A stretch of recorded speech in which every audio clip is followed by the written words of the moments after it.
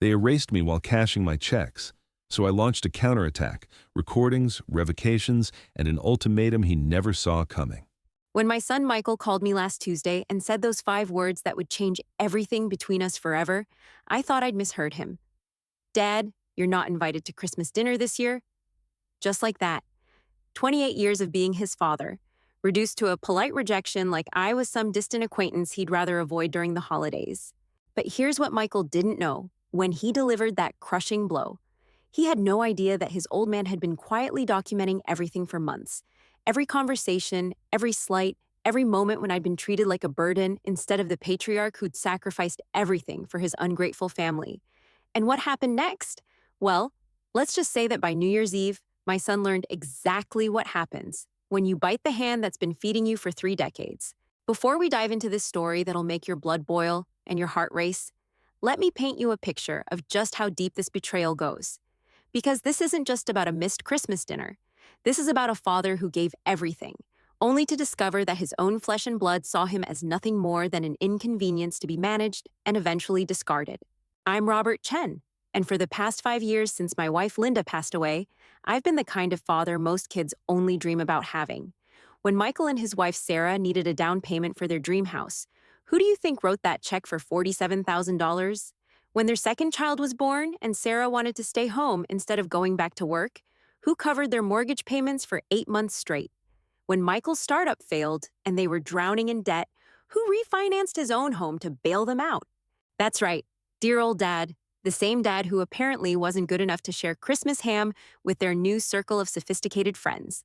But this story gets so much more twisted than you could possibly imagine. See, what I discovered in the weeks leading up to that phone call was that my exclusion from Christmas wasn't some spur-of-the-moment decision. It was calculated, planned, discussed in family group chats that I wasn't part of. They'd been systematically erasing me from their lives while still cashing the checks I sent every month. You want to know the real kicker? The reason Michael gave me for not being welcome at Christmas dinner was that Sarah's parents were coming, and they wanted to keep things small and intimate. Small and intimate. 12 people around a table that I'd helped them buy, in a house that I'd helped them afford, eating food that my monthly contributions had made possible. Now, I know what you're thinking. Maybe I'm just a bitter old man who can't accept that his adult children have their own lives. Maybe I should have just swallowed my pride, spent Christmas alone with a frozen dinner, and been grateful for whatever scraps of attention they threw my way. That's certainly what they expected me to do. But here's where this story takes a turn that nobody saw coming, especially not Michael and Sarah. Because while they were busy planning their perfect little Christmas celebration without the embarrassing old father figure, I was making plans of my own. Plans that would teach them a lesson about gratitude they'd never forget. See, there's something about being dismissed and disrespected that lights a fire in a man's belly, especially when that man happens to have built a successful construction business from nothing, knows exactly how money works, and has spent decades learning that sometimes the only way to get respect is to demand it. The morning after Michael's call, I sat in my kitchen with my coffee and my checkbook, looking at 5 years' worth of bank statements, 5 years of automatic transfers, 5 years of emergency loans that were never paid back, 5 years of playing the role of the generous father while being treated like an ATM with inconvenient feelings attached, $2,300 a month in mortgage assistance, $1,500 for their car payments, $800 for the kids' private school tuition, $600 for their health insurance premiums, not to mention the emergency requests that came every few months, new appliances when their old ones worked just fine, vacation money because the kids need to see the world, medical bills that their insurance should have covered but somehow didn't. I added it up 3 times because I couldn't believe the number staring back at me. $147,000. In 5 years, I'd handed over nearly $150,000 to a son who couldn't even invite me to Christmas dinner. That's when something clicked in my brain, something cold and calculating that I hadn't felt since my business days when competitors tried to squeeze me out of contracts.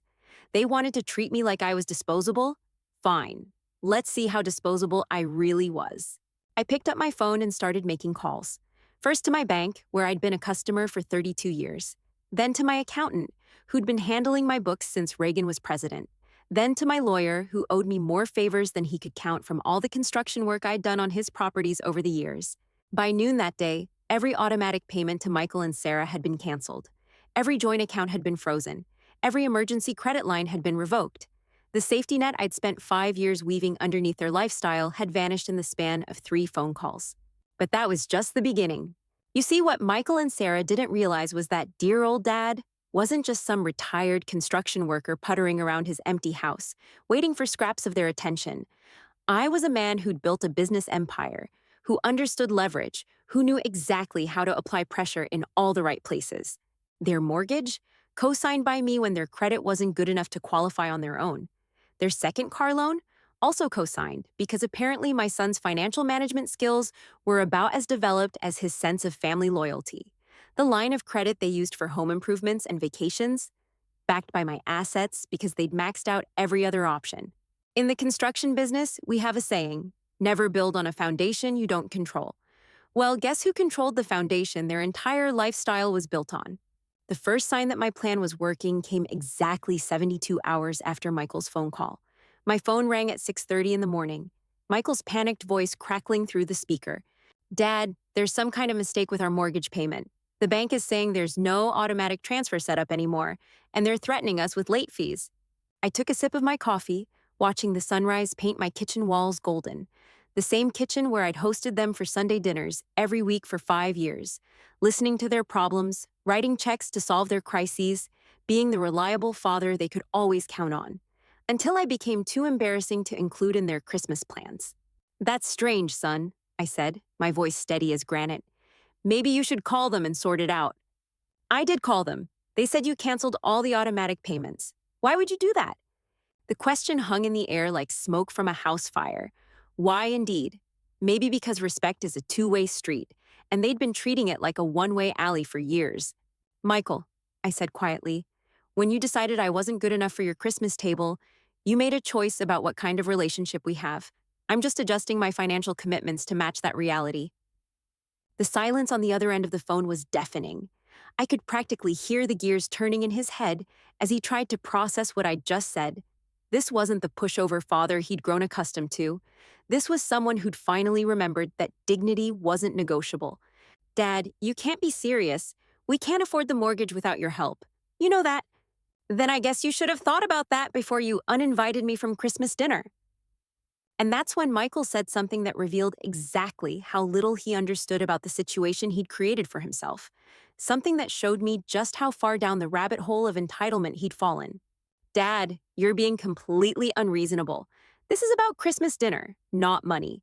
You can't just cut us off because we hurt your feelings. Hurt my feelings, like I was some oversensitive child throwing a tantrum instead of a man who'd been systematically disrespected and taken for granted. Like 5 years of financial sacrifice meant nothing compared to their social comfort. That's when I knew this wasn't going to be resolved with a simple conversation. This was going to require a much more comprehensive education about consequences, respect, and what happens when you mistake generosity for weakness.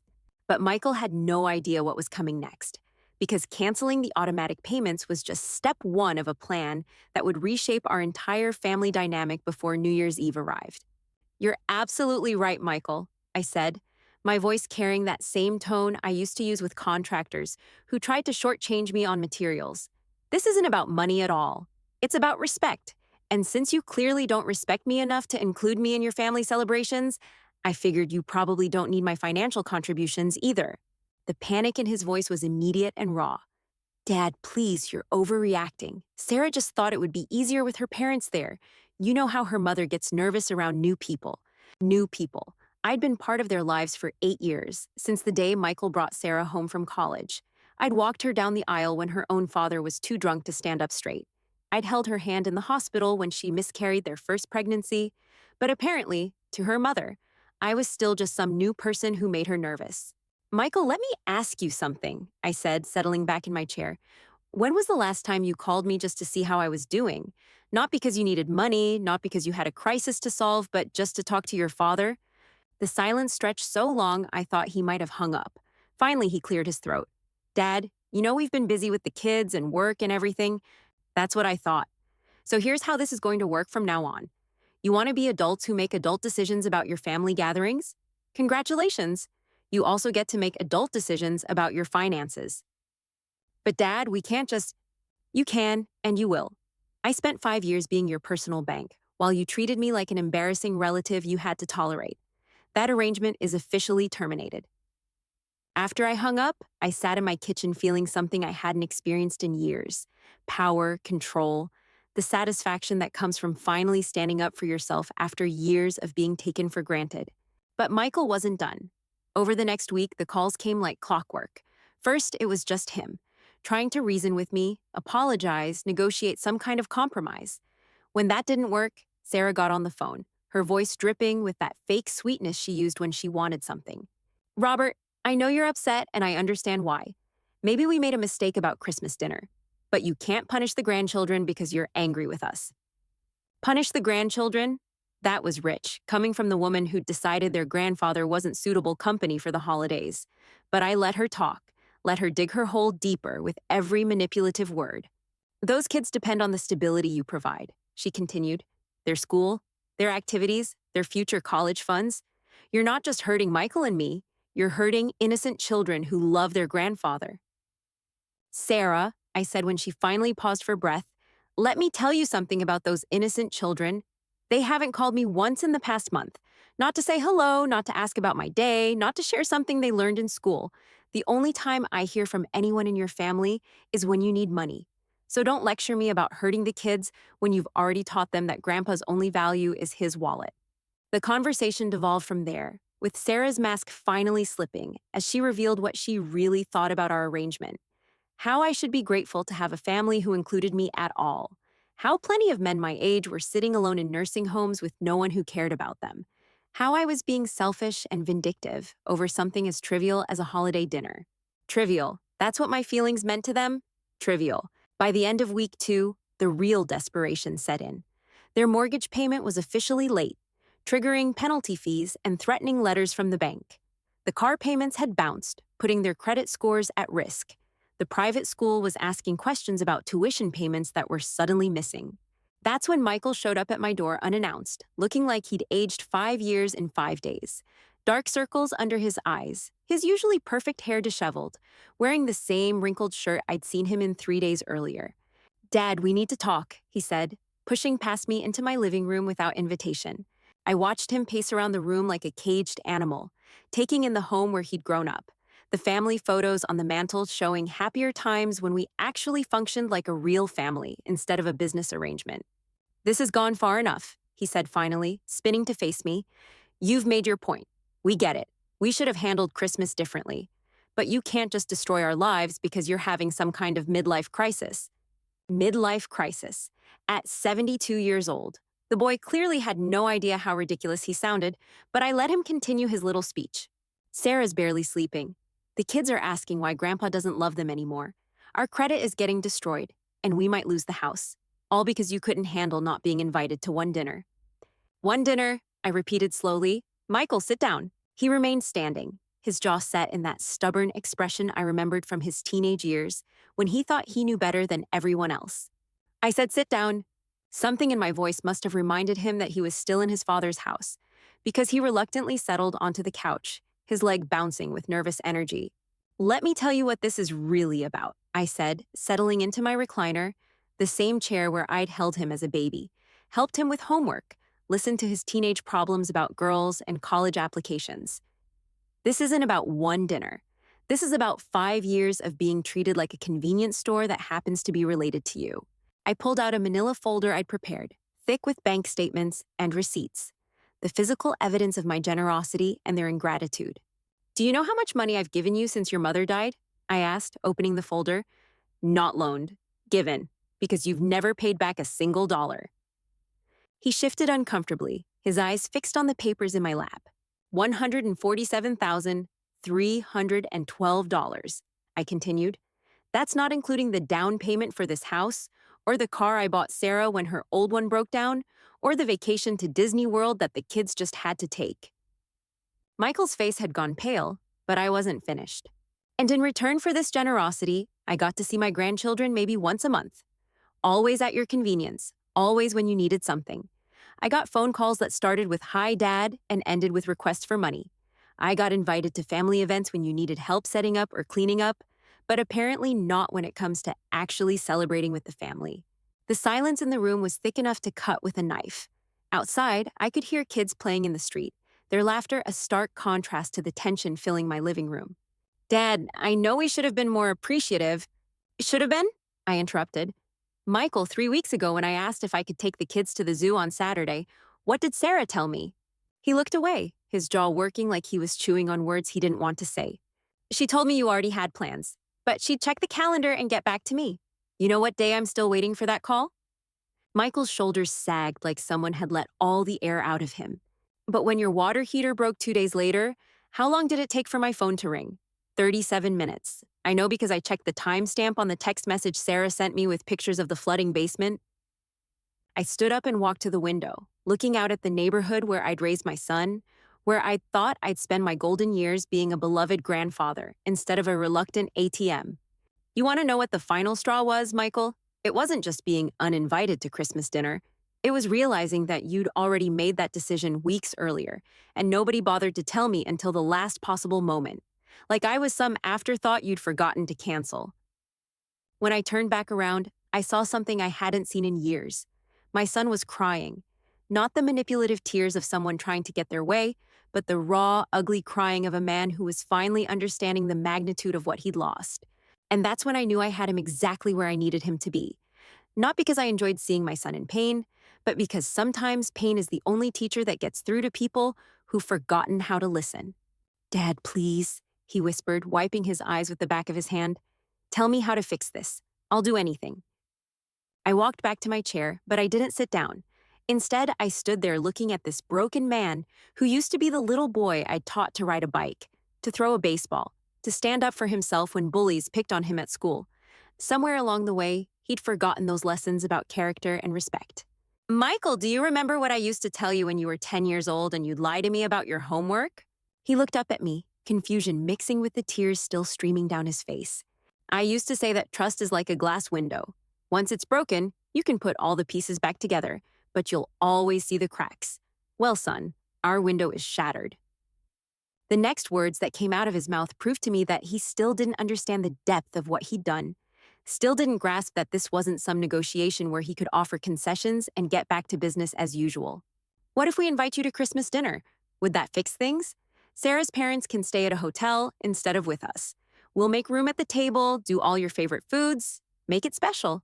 I actually laughed, not because it was funny, but because it was so perfectly Michael, throwing money at a problem, making surface-level changes, completely missing the point. You think this is about Christmas dinner? I asked. Michael, Christmas was 3 weeks away when you called me. 3 weeks? Do you know what I was doing when you uninvited me?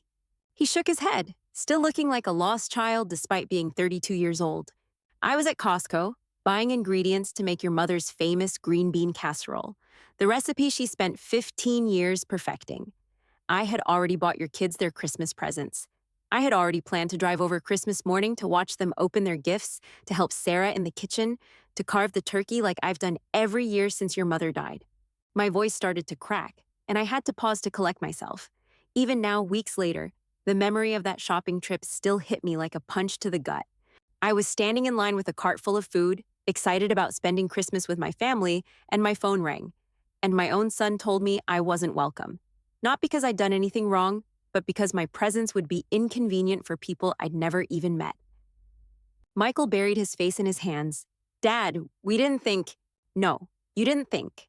You didn't think about how it would feel to be discarded like an old piece of furniture. You didn't think about the man who spent 5 years rebuilding his life around being useful to his family. You didn't think about anything except your own comfort. I sat down finally, feeling every one of my 72 years settling into my bones.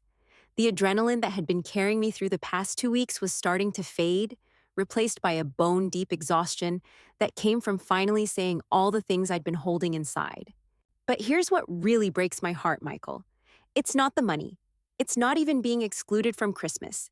It's the realization that somewhere along the way, I stopped being your father and became your employee. Someone you kept around because I was useful, not because you loved me.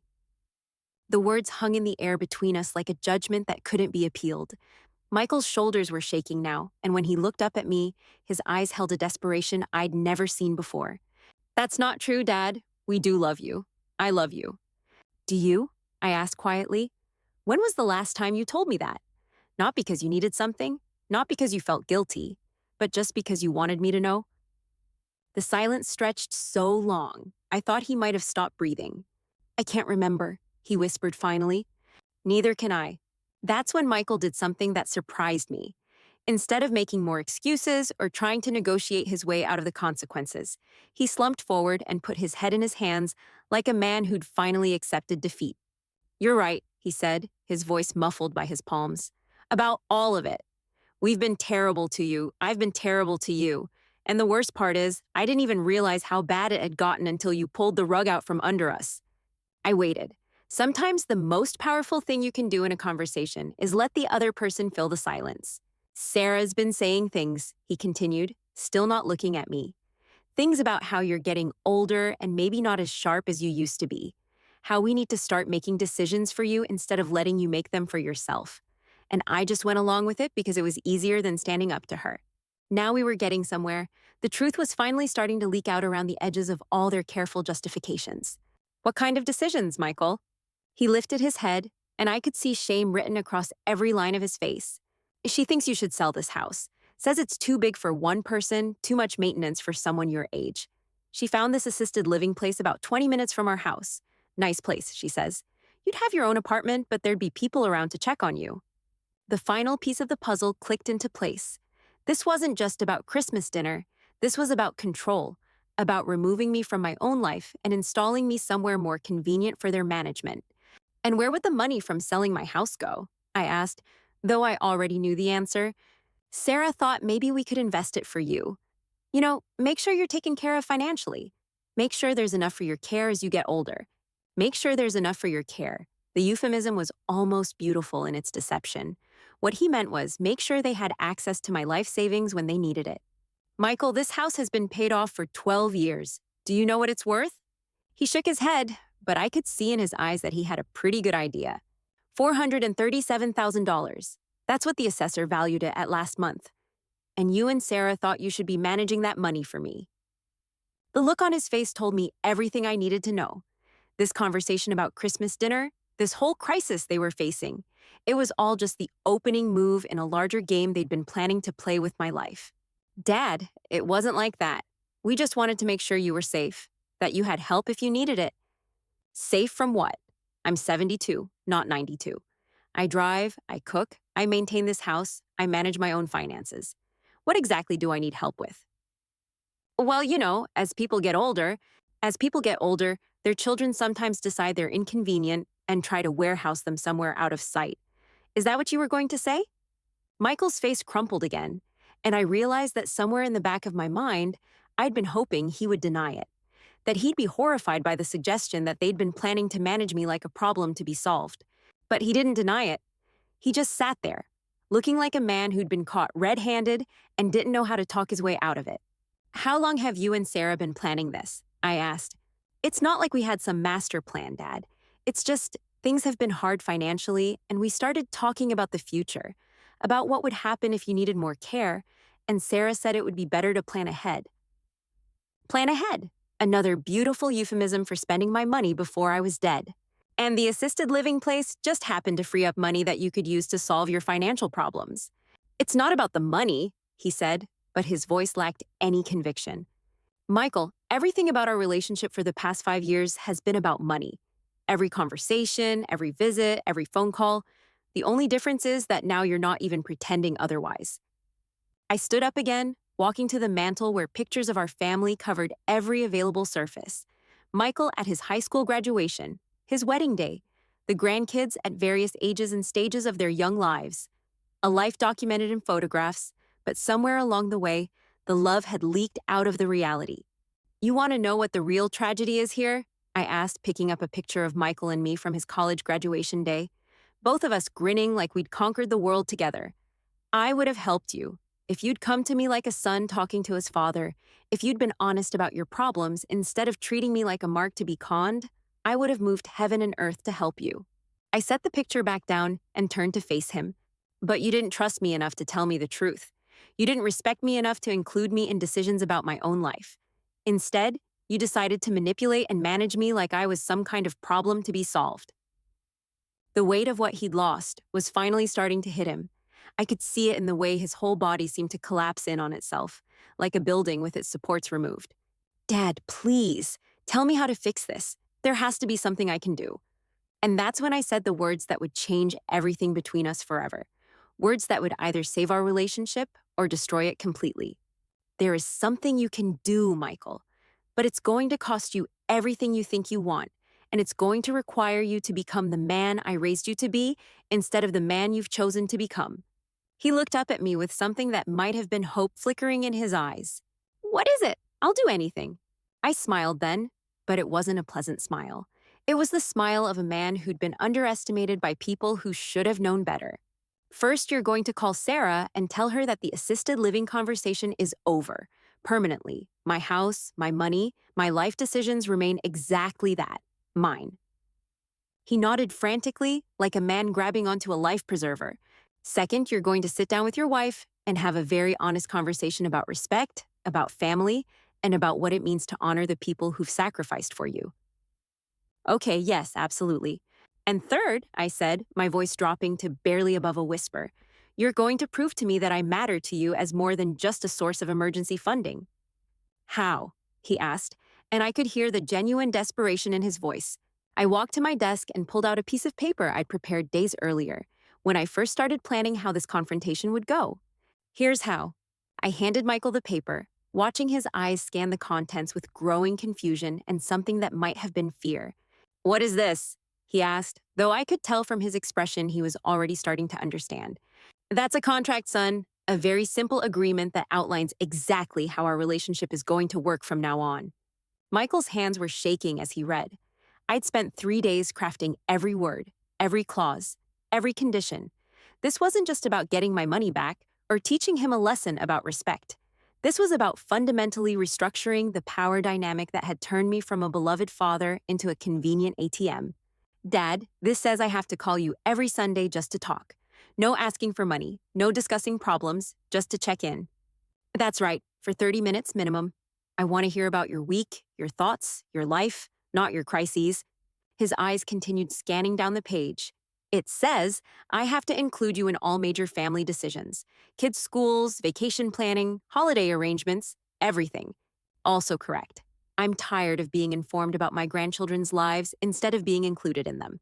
And this part about family gatherings, I watched his face change as he read that particular section. I'd been especially thorough with those terms. Every birthday, every holiday, every significant family event. Not just invited, Michael. Consulted during the planning process. Asked what I'd like to contribute. Treated like the patriarch of this family instead of some distant relative you occasionally remember exists. Michael set the paper down like it was on fire. Dad, this feels like you're treating our relationship like a business transaction. Isn't that exactly what you and Sarah have been doing for 5 years? The only difference is now the terms are clearly stated instead of you changing them whenever it suits you. I sat back down, watching him struggle with the reality of what I was proposing. For 5 years, they'd had all the power in our relationship. They decided when I was needed, when I was welcome, when I was useful. Now I was taking that power back. What happens if we can't meet these conditions? He asked quietly. Then you'll learn to live without my financial support. Permanently. The word hung in the air like a death sentence. Michael understood that this wasn't some temporary punishment that would blow over in a few weeks. This was a fundamental restructuring of our entire family dynamic.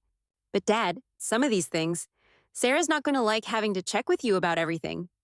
Then Sarah has a choice to make. She can learn to treat me with the respect I deserve as your father and the children's grandfather, or she can figure out how to pay for her lifestyle without my help.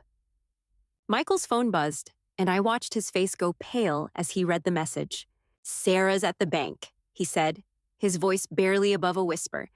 They're saying we're in default on the mortgage. She's trying to explain that it's just a temporary mix-up, but they want full payment by Friday, or they start foreclosure proceedings.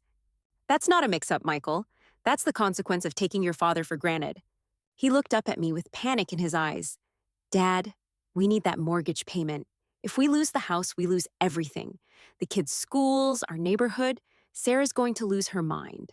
Then I guess you better decide how much your pride is worth compared to your family's security. I watched him read through the contract again, his desperation warring with his resistance to giving up control. This was the moment of truth.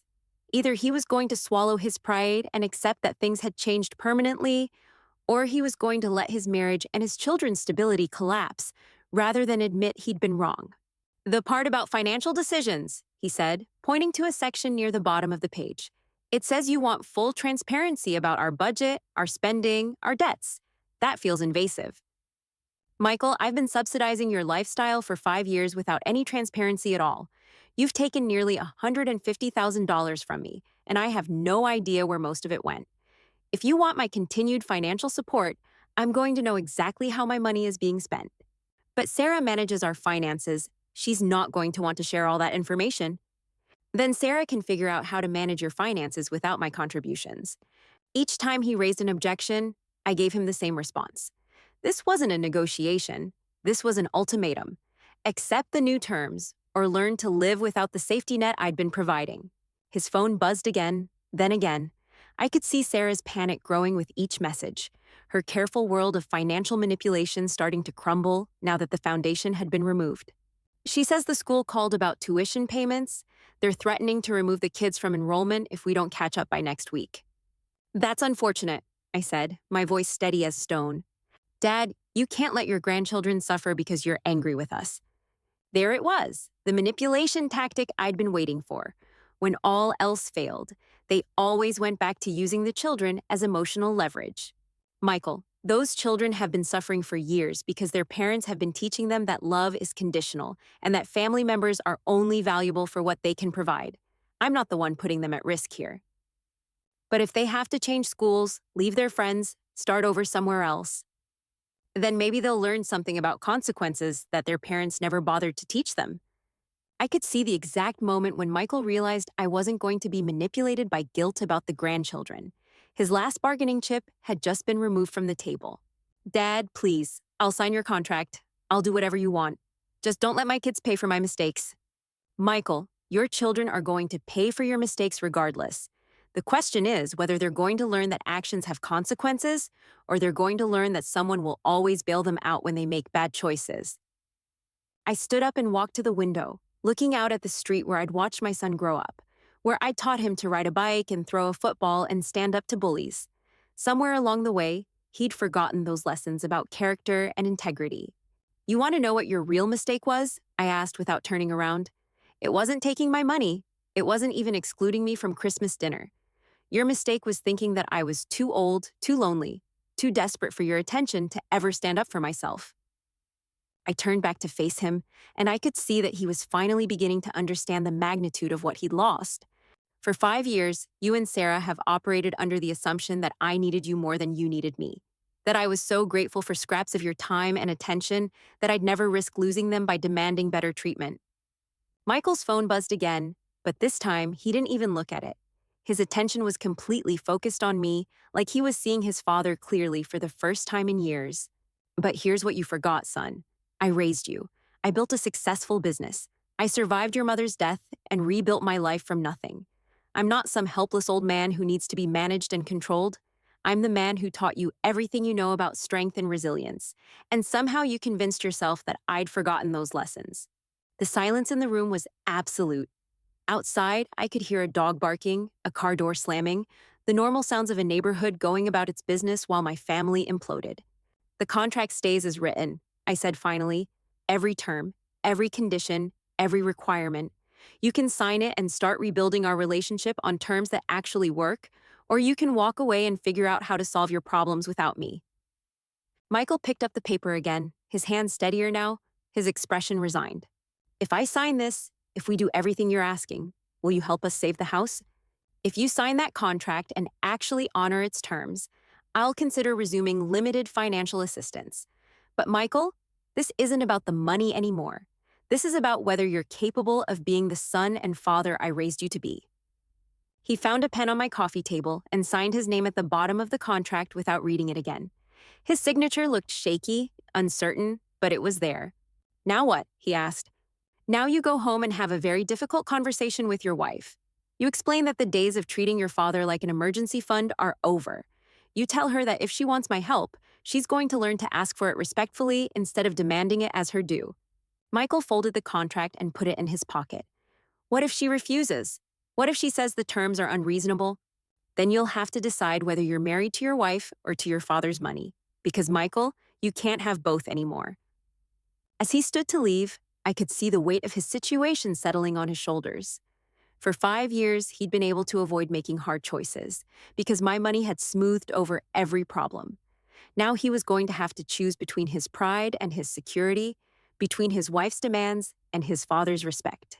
Dad, he said as he reached the door, I want you to know that I do love you. I know I haven't shown it, but I do. Then prove it, I said simply. Stop telling me you love me and start showing me. After he left, I sat in my quiet house feeling something I hadn't experienced in years. Not satisfaction exactly, but a sense of control over my own life that I'd forgotten was possible.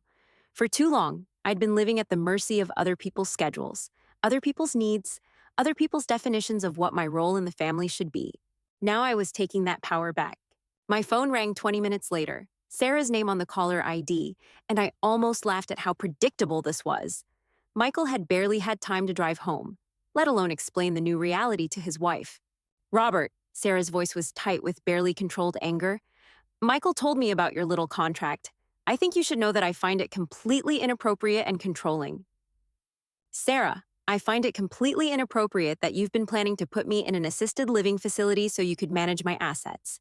I guess we both have our opinions about what's appropriate. The silence on the other end told me that Michael had confessed more than just the contract. He'd told her that I knew about their plans for my future, their discussions about my house, their calculations about my usefulness versus their convenience. Those conversations were just theoretical planning for your welfare, she said finally. We were trying to be responsible about your future care needs. Were you also being responsible when you decided I wasn't suitable company for your parents at Christmas dinner? Another silence, then, that was a mistake. We should have handled that differently. Yes, you should have. But mistakes have consequences, Sarah. And the consequence of treating me like an embarrassment to be hidden away is that you no longer get to make assumptions about my generosity. Robert, we have children to think about. This affects them too. There it was again, the children as emotional blackmail. But I'd been expecting this approach from the moment I decided to cut off their funding. Sarah, let me tell you something about children. They learn more from what they see than from what they're told. And what they've been seeing is their parents treating their grandfather like a servant who should be grateful for whatever attention he receives. I could hear her breathing getting faster, the way it did when she was working up to one of her dramatic outbursts. You're being vindictive and petty. This isn't about respect or family values. This is about an old man who can't accept that his adult children have their own lives. If that's what you choose to believe, then you're going to have a very difficult time meeting the terms of the contract Michael signed. He had no right to sign that contract without discussing it with me first. I'm his wife. And I'm his father. The father who's been subsidizing your marriage for 5 years while you plan to warehouse me in a retirement home. So forgive me if I'm not particularly concerned about your feelings being hurt. The conversation continued for another 10 minutes, with Sarah alternating between threats, guilt trips, and attempts at negotiation. But I'd heard it all before, and I was no longer susceptible to her manipulation tactics. Sarah, I said when she finally paused for breath, you have a choice to make. You can accept that our family dynamic has changed and learn to work within the new parameters, or you can continue trying to control and manipulate everyone around you. But understand this, the days of my funding your lifestyle while you treat me like hired help are permanently over. You're making a huge mistake, Robert. When you're old and sick and need our help, remember this conversation. Remember how you chose money over family. I'm not choosing money over family, Sarah. I'm choosing dignity over being used. There's a difference. After I hung up, I walked through my house, really looking at it for the first time in months. The home I'd built, the space I'd maintained, the life I'd created for myself after Linda's death. It was a good life, a comfortable life, a life I'd been willing to sacrifice for the illusion of family closeness. But illusions are fragile things, and once they're shattered, you can't pretend they were ever real. The next few days were going to test everyone's resolve. Michael and Sarah would have to decide whether their pride was worth more than their financial security. I would have to decide whether I was really prepared to watch my grandchildren suffer the consequences of their parents' choices.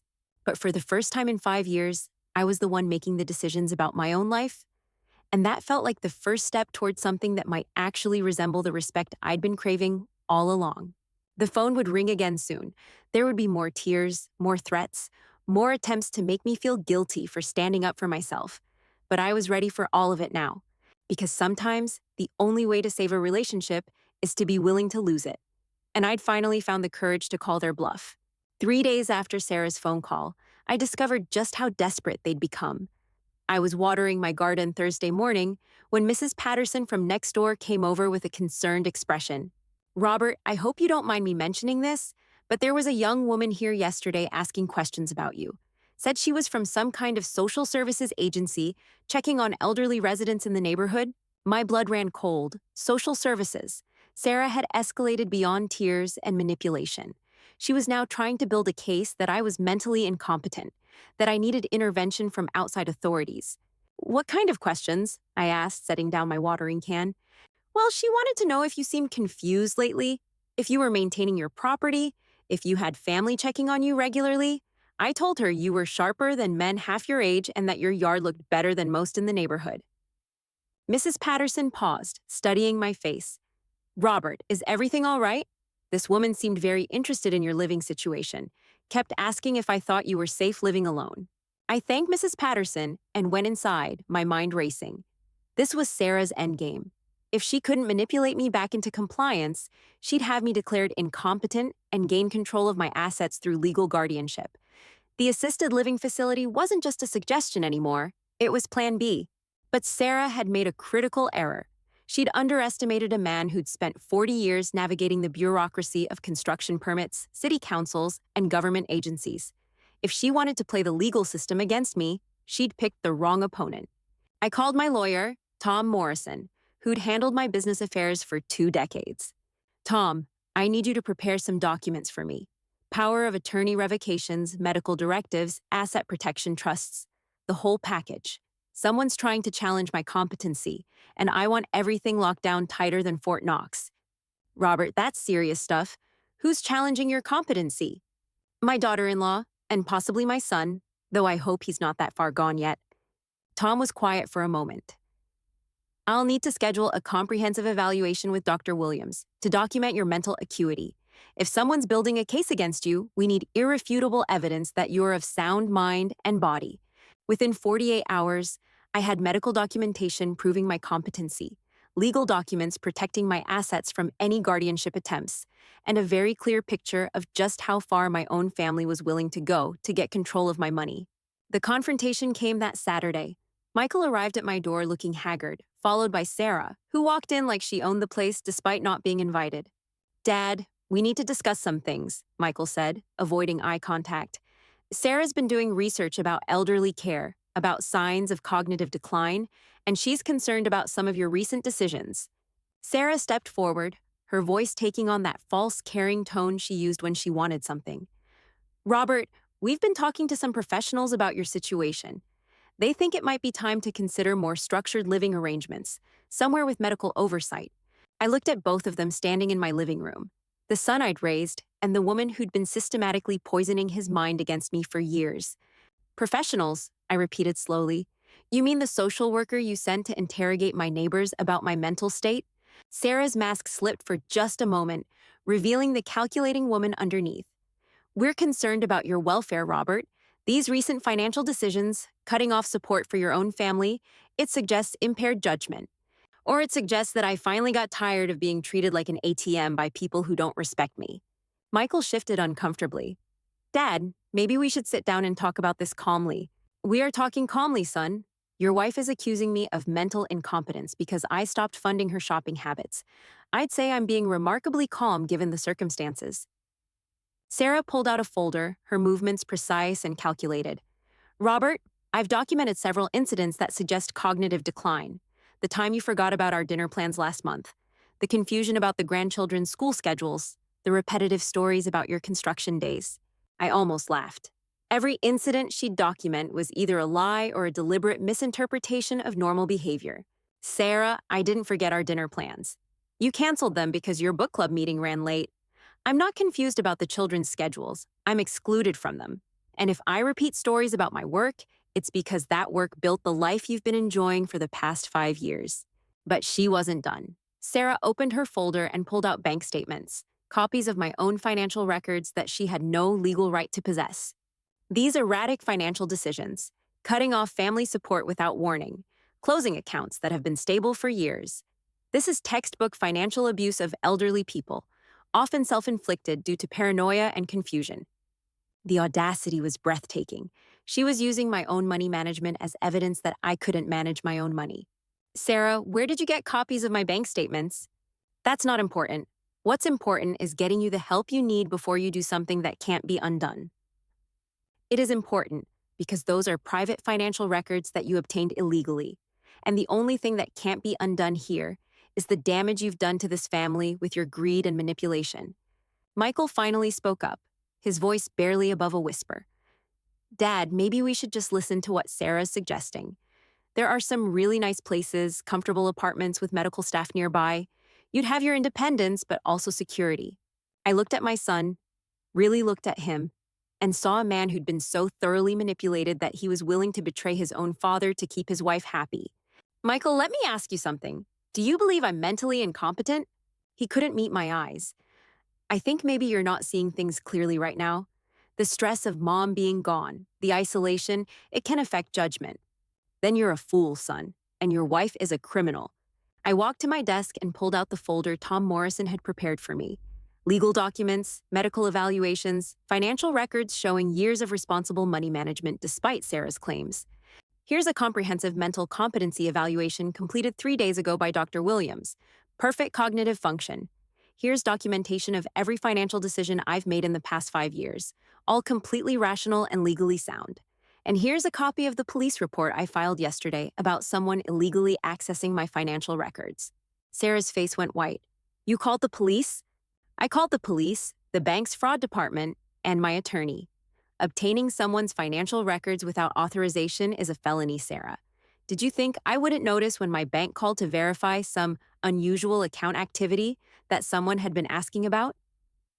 Michael looked confused, glancing between his wife and me. Sarah, what is he talking about?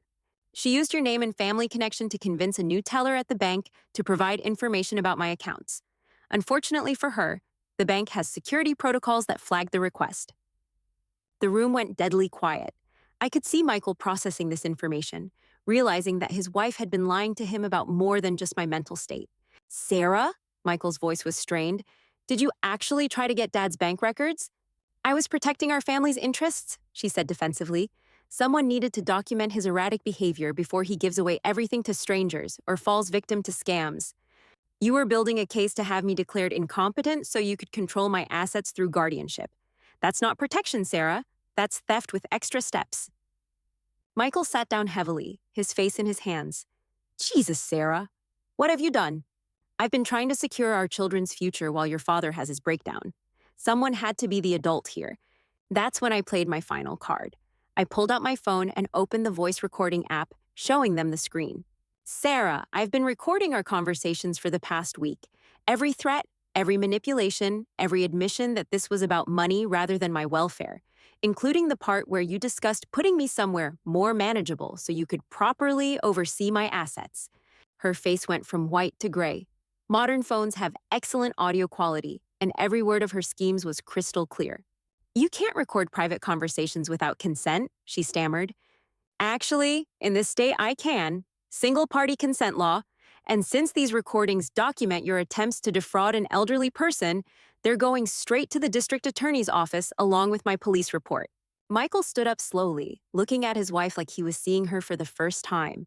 Sarah, tell me you weren't really planning to have Dad declared incompetent just to get his money. The silence stretched between them like a chasm. Sarah's carefully constructed facade was finally crumbling, and underneath was something ugly and desperate that she could no longer hide. Michael, you don't understand the financial pressure we're under. Your father's being selfish and vindictive, and someone needs to think about our children's future. Our children's future? Michael's voice was rising. You were planning to steal from my father and have him locked away so you could spend his money on our lifestyle?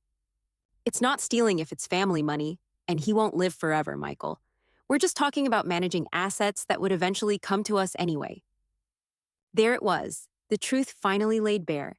I wasn't her father-in-law or even a person with rights and dignity. I was a temporary obstacle standing between her and money she'd already decided belonged to her. Michael looked at me with horror in his eyes.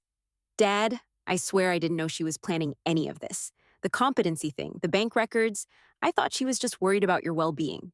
Were you worried about my well-being when you uninvited me from Christmas dinner? Were you protecting me when you discussed putting me in assisted living behind my back? That was different. That was just Sarah's parents being difficult. And the assisted living was just future planning in case you ever needed help. Michael, when someone shows you who they are, believe them. Your wife just told you that she sees me as a bank account with an expiration date.